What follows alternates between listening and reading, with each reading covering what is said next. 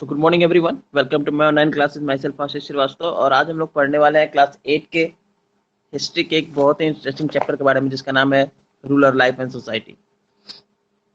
इसमें हम लोगों ने लगभग सारी चीज़ें पढ़ ली हैं। आज हम लोग को आगे की चीज़ें पढ़नी है।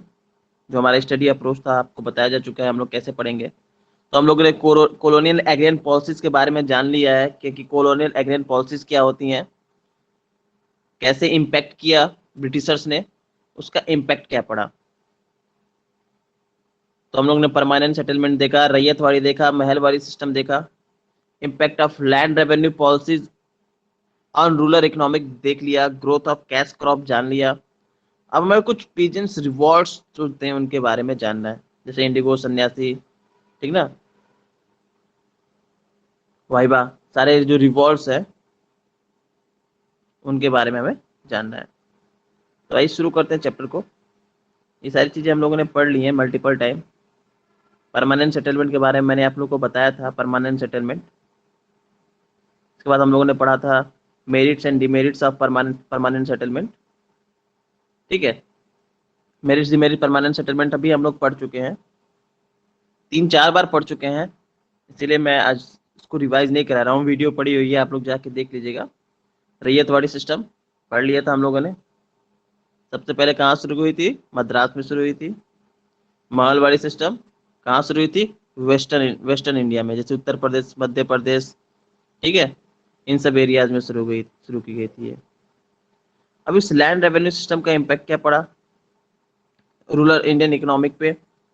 देखो, इंडियन विलेज की बात करें ना, तो उस समय जो इंडियन विलेजेस हुआ करती थी वो सेल्फ सफिशिएंट हुआ करती थी। सेल्फ सफिशिएंट मतलब अपने डेली यूज की चीजें वो खुद बनाती थी और खुद आपस में क्या कर लेते थे, लोग डिस्ट्रीब्यूट कर लेते थे। लोग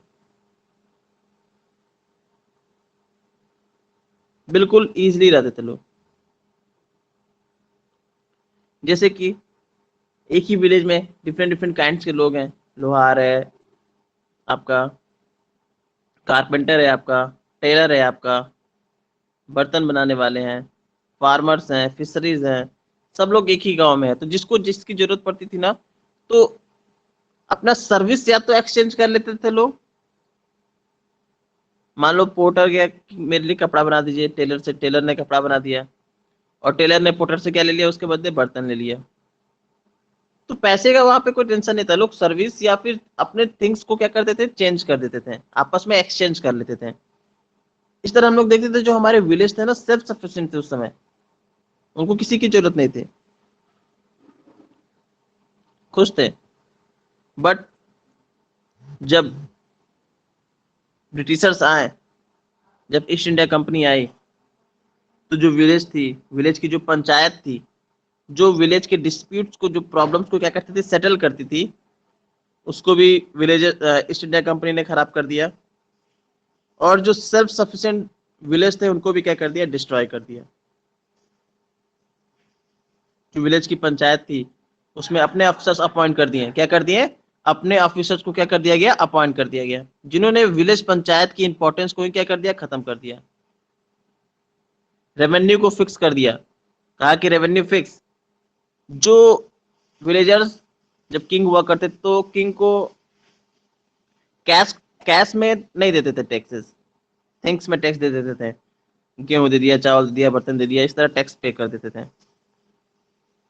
बट ब्रिटिशर्स जब आए तो उन्होंने कहा नहीं, हमें क्या चाहिए, कैश में चाहिए टैक्स। क्या चाहिए? कैश में टैक्स चाहिए।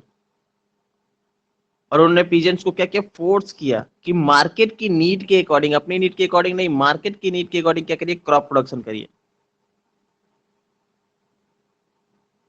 और धीरे धीरे हम लोग देखेंगे, तो जब ऐसा होगा तो जो हमारी गांव सेल्फ सफिशिएंट थी वो पूरी तरह से क्या हो जाएंगी, डिस्ट्रॉय हो जाएंगी। तो रूरल इकोनॉमिक पे बहुत ही बुरा असर पड़ा इसका।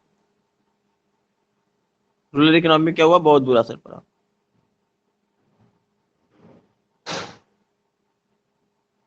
आइए, ग्रोथ ऑफ कैश क्रॉप। अब वो गांव जो सेल्फ सफिशिएंट थे, अब ब्रिटिशर्स के अंडर में आ गए थे। अब उन्हें मजबूर होकर कैश क्रॉप को क्या करना पड़ता था, प्रोडक्शन करना पड़ता था।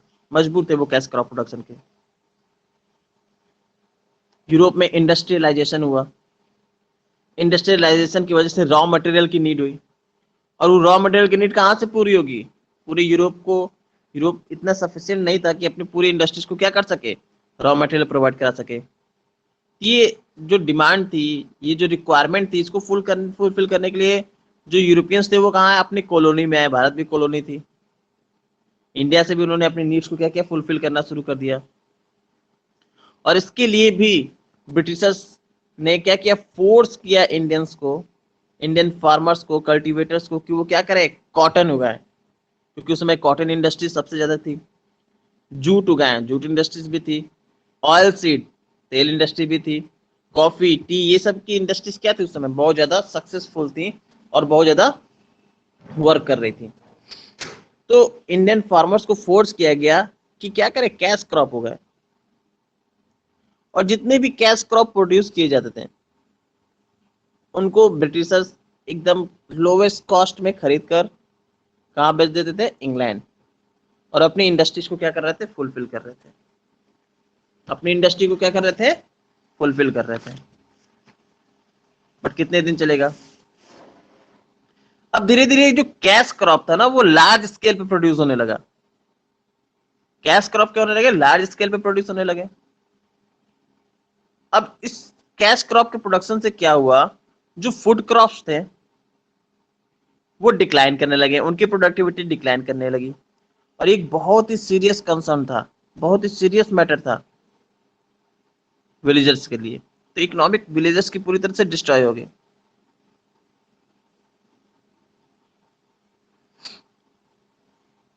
Growing demand of Indigo in Europe. अब आते हैं नील की खेती के बारे में।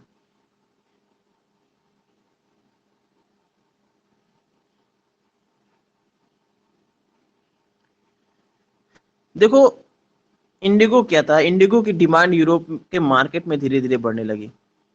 वो भी इंडिया के इंडिगो, बहुत अच्छी क्वालिटी के हुआ करते थे। इंडिगो का यूज किस लिए करते थे, डाई करने के लिए, कपड़ों को रंगने के लिए, जो क्लोथ को रंगने के लिए, जैसे इटली, फ्रांस, ब्रिटेन। उसमें देखोगे तो 13वीं सेंचुरी में क्लोथ्स को डाई करने के लिए इनका यूज किया जाता था। बट बहुत स्मॉल अमाउंट की जरूरत होती थी, क्योंकि उतना ज्यादा इंडस्ट्रीज भी नहीं हुआ करते थे। बट धीरे धीरे इंडस्ट्रीज क्या हो गई, बढ़ने लगी, इंडस्ट्रीज ग्रो करने लगी। तो अब यूरोप में इंडस्ट्री जब ग्रो करने लगी तो नॉर्मल सी बात है, इस इंडिगो की डिमांड भी क्या होने लगी, बढ़ने लगी। और यूरोप इतना सफिशिएंट नहीं था कि सबकी इंडिगो की पूरे अपने यूरोप की इंडिगो की नीड को पूरा कर सके, डाई की नीड को पूरा कर सके। तो वो दूसरे प्लांट्स की तरफ देखते थे।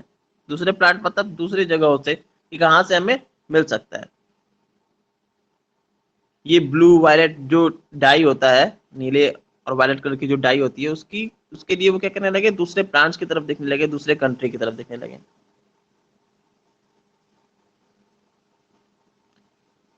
वुड्स जो होते थे वो इजिली तो मिल जाते थे यूरोप में, लेकिन जो न्यू डिमांड थी कॉटन की, डाई की, यानी कि इंडिगो की, वो नहीं मिलती थी। क्यों? क्योंकि इंडिया यूरोप में क्या हो गया था, इंडस्ट्रियलाइजेशन हो गया था।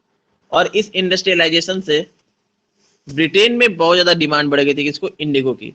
रैपिडली डिमांड बढ़ गई इंडिगो की, क्योंकि कॉटन इंडस्ट्री ज्यादा हो गई थी। सूती कपड़े, सफेद रंग के कपड़े होते थे और उसको इंडिगो से कलर किया जाता था, डाई किया जाता था, तो बहुत अच्छा दिखता था कपड़ा। तो नॉर्मल सी बात है, डिमांड तो बढ़ेगी, बढ़ेगी। दूसरा, जो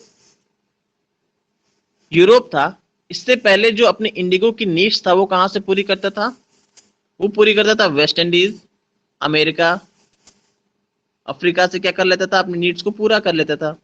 लेकिन अब वेस्ट इंडीज, अमेरिका क्या हो गया, कोलैप्स कर गए। कोलैप्स करके मतलब वहां से प्रोडक्टिविटी अब नहीं मिलने लगी, वहां से अब इंडिगो नहीं मिलने लगा, कम हो गया प्रोडक्टिविटी। तब उनके पास अब कोई रास्ता ही नहीं बचा था ब्रिटिशर्स के पास। तो उन्होंने क्या किया, भारतीय किसानों को, भारतीय कल्टीवेटर को क्या किया, मजबूर किया इंडिगो उगाने के लिए। अब डिमांड बढ़ने लगी इंडिगो की, और इंडिगो की डिमांड जैसे ही बढ़ी तो Britishers look for the expansion of Indigo cultivation India. उन्होंने भारत में इंडिगो के कल्टीवेशन को बढ़ाने की बात सोची। एज रिजल्ट आप देखेंगे इंडिगो कल्टीवेशन एक्सपेंड करने लगा क्विकली इन बंगाल, क्योंकि बंगाल सबसे पहले अंडर में आया था किसके, ब्रिटिशर्स के। तो नॉर्मल सी बात है, सबसे पहले बंगाल में एक्सपेंड किया। इवन देखेंगे इंडिगो से इतना ज्यादा फायदा होने लगा कंपनीज को, इतना ज्यादा फायदा होने लगा कि उन्होंने क्या किया कि पूरा का बहुत सारे ऐसे अफसर्स थे, उन्होंने क्या किया, अपनी जॉब छोड़ छोड़कर इंडिगो की जो सेल्स होती थी, इंडिगो की जो ट्रेड होती थी उसमें काम करना, वो करना शुरू कर दिया। इंडिगो की ट्रेड का काम शुरू कर दिया।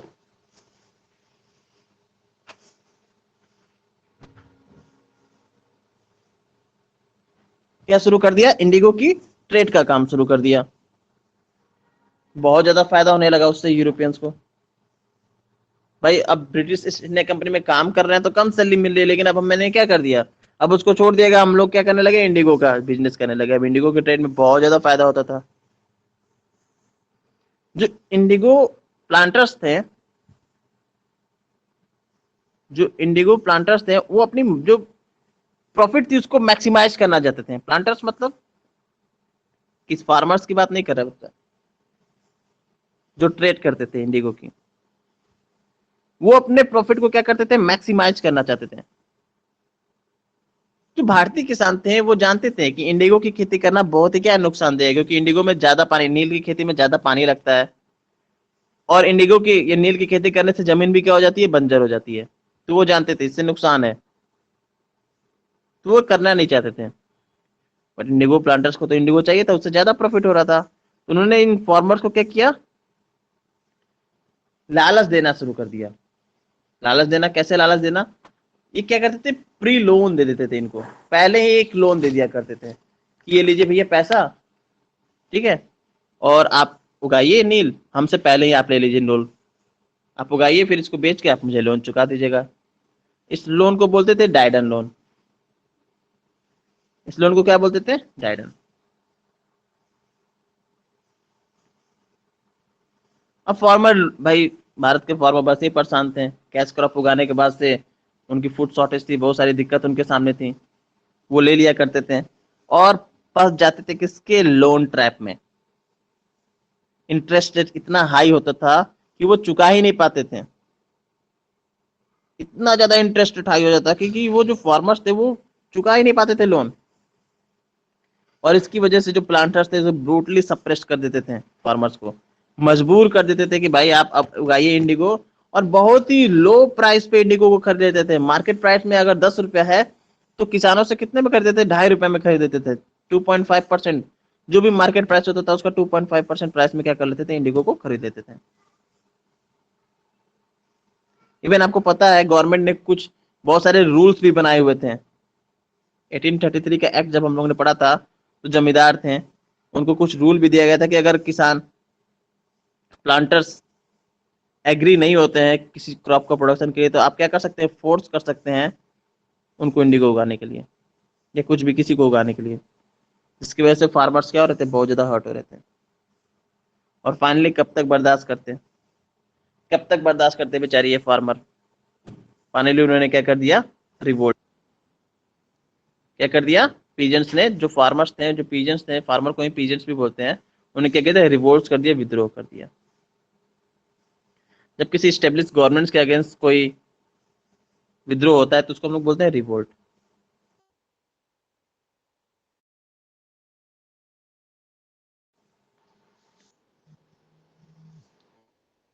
अब रिवोल्ट कर दिया तो अब क्या किया जाए, इंडिगो जितने भी फार्मर्स थे उन्होंने क्या किया, बंगाल में रिवोल्ट कर दिया।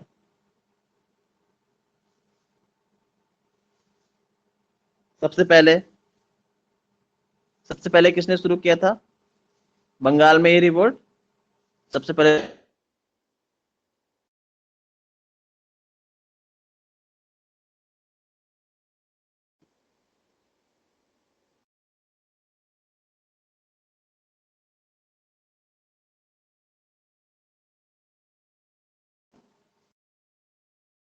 रिवोल्ट की शुरुआत की, और धीरे धीरे ये रिवोल्ट क्या हो गया, फैलता चला गया, मुर्शिदाबाद, पटना, ठीक है,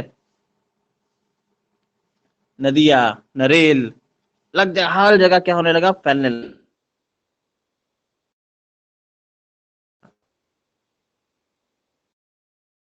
बात था कि सब कुछ कैसे सप्रेस करना है। पुलिस उन्होंने क्या कर दिया, इस पूरे रिवोल्ट को क्या कर दिया, सप्रेस कर दिया, दबा दिया। बट दबाने से पहले तक ये रिवोल्ट जो था पूरी तरह से पॉपुलर हो चुका था, इवन इन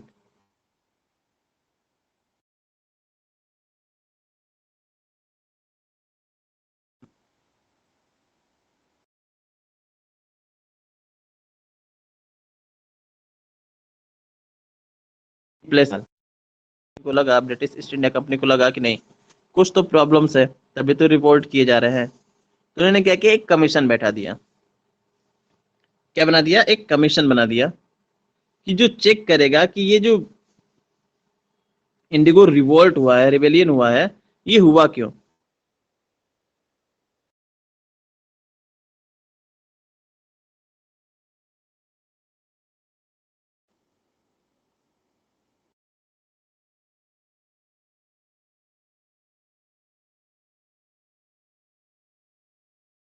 करप्ट प्रैक्टिस जुड़ी हुई, हुंटर्स को पता थी कि अब हम लोग क्या नहीं कर सकते, बंगाल इंडिगो का प्रोडक्शन नहीं कर सकते, क्योंकि अब यहाँ हो चुका है रिवोल्ट। तो उन्होंने अपने आप को शिफ्ट कर लिया कहाँ, बिहार।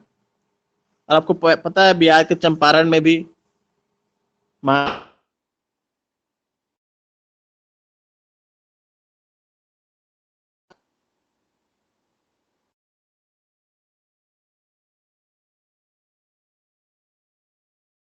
भी चंपारण विद्रोह से रिलेटेड बिहार के किसान भी परेशान हो गए, उन्होंने चंपारण रिवोल्ट किया, चंपारण विद्रोह, चंपारण मूवमेंट किया, इंडिगो प्लांटर्स के अगेंस्ट।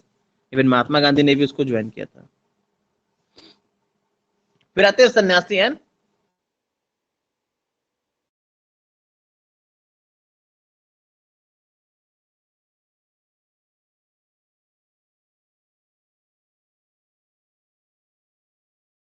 फकीर। अच्छा, इसका टाइम पीरियड है 1859, 1859 से 1860, 1859 से 1860। ठीक है।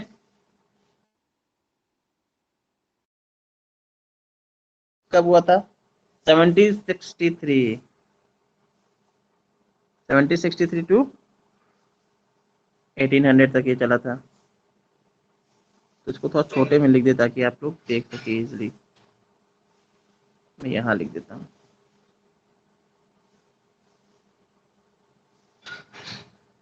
63 टू 80।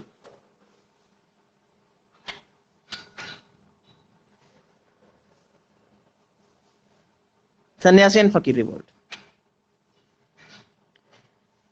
सन्यासी एंड फकीर रिवोल्ट की बात करें तो आपको पता है 1764 क्या हुआ था, battle of Buxar. Battle of Buxar हारने के बाद इलाहाबाद की ट्रीटी हुई और ईस्ट इंडिया कंपनी को क्या मिल गई, दीवानी मिल गई, किसकी, बंगाल की। उसी समय देखते हैं कि एक फेमिनिन आता है, एक बहुत भीषण अकाल आता है, कहाँ पे, बंगाल में। इतना भीषण अकाल, क्रॉप्स लगातार फेल हो रहे थे। क्रॉप्स लगातार फेल होने से क्या हुआ, कोई भी टैक्स पे करने की हालत में ही नहीं था, टैक्स पे करने की हालत में ही कोई नहीं था। अब मैंने बताया था कि टैक्स पे करने के लिए ब्रिटिश ईस्ट इंडिया कंपनी ने किसको रखा था, जमींदारों को रखा था। परमानेंट सेटलमेंट आपको याद है। अब ये जमींदार जब टैक्स नहीं पे कर पाते थे,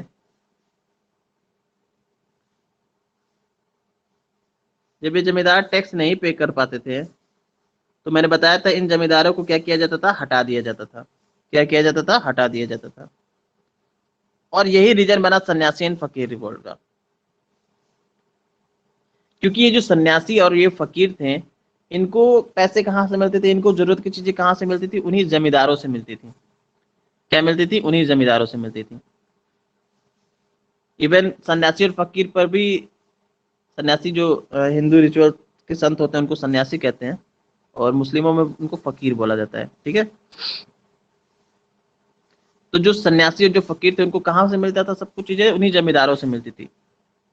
अब वो कह रहा था, अब जब भीषण अकाल पड़ा तो कोई आदमी जमींदार को टैक्स नहीं पे कर पा रहा है।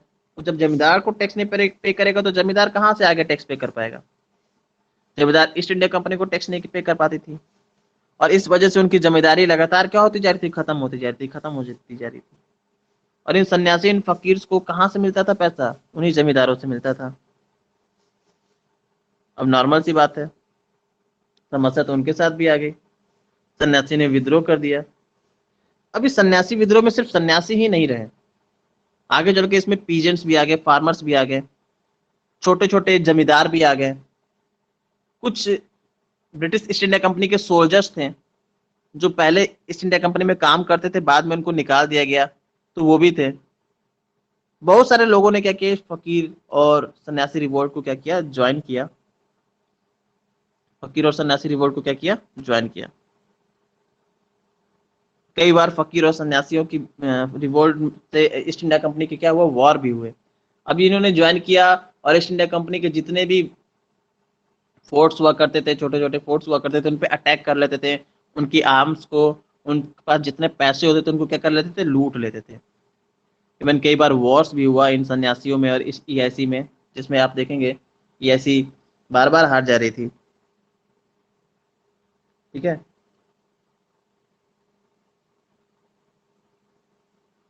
मजनू शाह, इस सन्यासी सन्यासी विद्रोह जो था और जो फकीर विद्रोह था, इसमें मजनू शाह जो थे वो क्या थे, लीडर्स थे। क्या थे, लीडर थे इसके।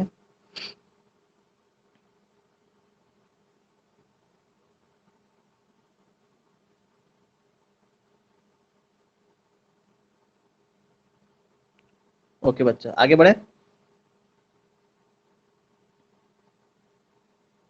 ओके, अब देखो ये एक ऐसा विद्रोह था, इसमें देखेंगे हिंदू मुस्लिम दोनों एक साथ मिलकर इन्होंने क्या किया, रिवोल्ट किया था। क्या किया था, एक साथ मिलकर रिवोल्ट किया था।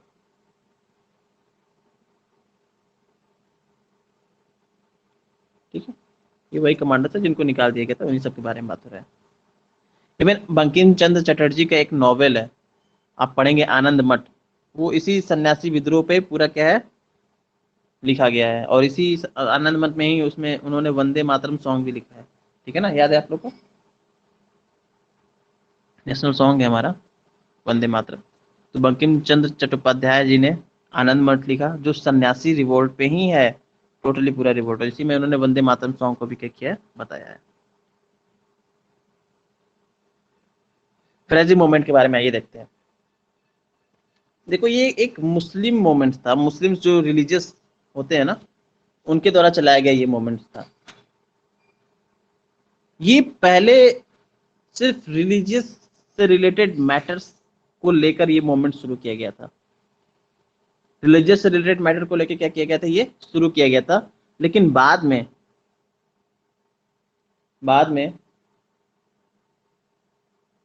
शुरू में इसके जो लीडर्स थे कौन से थे, शरीयतुल्लाह जी थे। शरीयतुल्लाह जी जब लीडर्स थे, तो वो सिर्फ रिचुअल्स, जो मुस्लिम धर्म में जो कुरीतियां हैं, जो प्रॉब्लम्स हैं, उससे रिलेटेड जो भी प्रॉब्लम्स होती थी, उसके लिए उन्होंने ये मूवमेंट चलाया था। बट आगे चल के जब हम लोग देखते हैं, इनके जो बेटे हुए, पुत्र हुए, दुदू मियाँ, दुदू मियाँ ने देखा कि नहीं, अब हमें क्या करना चाहिए, इसको और बढ़ाना चाहिए। क्या करना चाहिए, इसको बढ़ाना चाहिए। तो इन्होंने क्या किया, जो प्रॉब्लम्स थी फार्मर्स की, उसके साथ मिलकर अपने इस रिवोल्ट को, अपने इस मूवमेंट को क्या किया, आगे बढ़ाया। किसानों की बात भी ये क्या करने लगे लोग, आगे करने लगे लोग, जिसकी वजह से ये मूवमेंट भी फेमस हुआ। ठीक है, अब ये मोमेंट भी क्या हुआ, फेमस हुआ। कब हुआ था, ये हुआ था 1764, नहीं नहीं 1764 नहीं, इसका डेट टैग क्या था, हाँ 1838 हुआ था बच्चा, 1838, 62, 62 में दुदू मियाँ की मृत्यु हो गई। और दुदू मियाँ की मृत्यु के बाद से ये रिवोल्ट भी धीरे धीरे क्या हो गया, खत्म हो गया। लास्ट में है वाइब रिवोल्ट। वाइब रिवोल्ट भी एक इस्लामी रिवोल्ट हम लोग कह सकते हैं था, लेकिन बाद में इसमें भी कुछ हुए प्रॉब्लम, और ये भी फार्मर्स रिलेटेड प्रॉब्लम्स के साथ जुड़ गया। 1828 शुरू कब हुआ, 1828 से लेकर 88 तक ही चला। अच्छा, इसका नाम वाहिब रिवॉर्ड क्यों पड़ा, सैयद अहमद बरेली जो थे, एक बार मक्का गए हुए थे। जब वो मक्का गए तो एक अपने रिलीजियस धर्मगुरु से मिले वो, जिनका नाम था अब्दुल बहाव। क्या नाम था? अब्दुल बहाव। अब अब्दुल बहाव के विचारों से जो सर सैयद अहमद बरेलवी थे, बहुत ज़्यादा इम्प्रेस हुए, और जब भारत में आए तो इन्हीं के नाम से इन्होंने क्या किया, आंदोलन शुरू कर दिया, जिसको हम लोग बोलते हैं वहाबी रिवॉल्ट।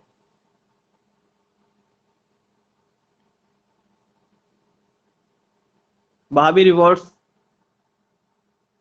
लॉन्च किया था सर सैयद अहमद बरेलवी ने। इसका मेन मकसद क्या था? जो ब्रिटिश कुरीतियां हैं उनको क्या करें, निकाल के फेंक दे अपने धर्म से।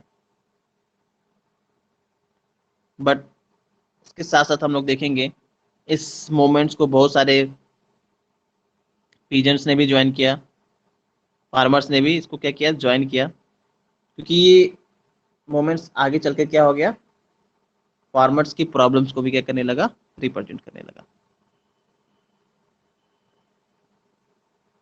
बहुत सारे farmers, craft person of Bengal, Bihar participate किया इस रिवोल्ट में।